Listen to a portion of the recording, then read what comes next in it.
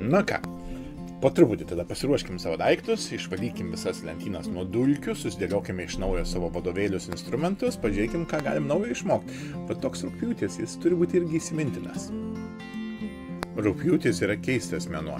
Jis yra ir vasara, galima maudytis, keliauti, turistauti, bet tai yra kartu ir ruduo, nes už tuoj savaičių dienų prasidės nauji mokslo metai.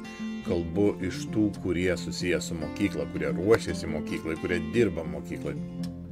Man tai rugpjūtis kažkaip siejasi su rūkais ir ilgesiu. Atrodo, kažkas labai svarbaus nueina, kažkas tokio gražaus buvo, tik nežinau kas.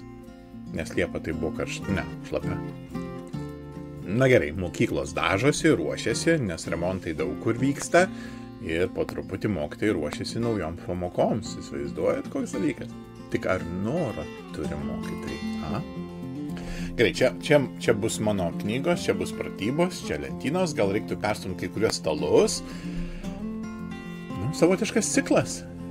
Kaip yra nauji metai, kaip yra pavasario sutiktuvės, taip ir mokslo metų pradžia.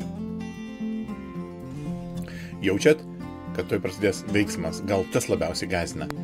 Dar galima keltis kada nori, bet tuoj reikės keltis tada, kada reikia ir niekaip kitaip, be jokio lankstumo, tiesiog veiksmo daug nuo pat pradžio, intensyvaus. Kaip vaikams pristatyti, dėl ko mes mokomės? Tai bus vienas iš svarbiausių kelių klausimų nuo pat rugsėjo pradžios. Bet kaip jį galima atsakyti, mes galim pagalvoti jau rugpjūtį. Dėl ko mes mokomės? Mokyklos, pažymių, egzaminų? Ne, kažkas daugiau. Kaip vaikams paaiškinti įdomiai? Vaikai, o jūs norit mokytis? Ne?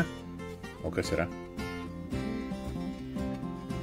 Man pačiam kilo noras rugpjūčio pabaigoj pradėti kažką mokytis, kažką tokio didingo. Bet aš žinau vieną dalyką, kad iš esmės mes galim savarankiškai daug ką mokytis, kad net nebūtinai jau nuo rugsėjo 1, bet net ir nuo šiandien. Šiaip turbūt kiekvieną dieną tenka mokytis.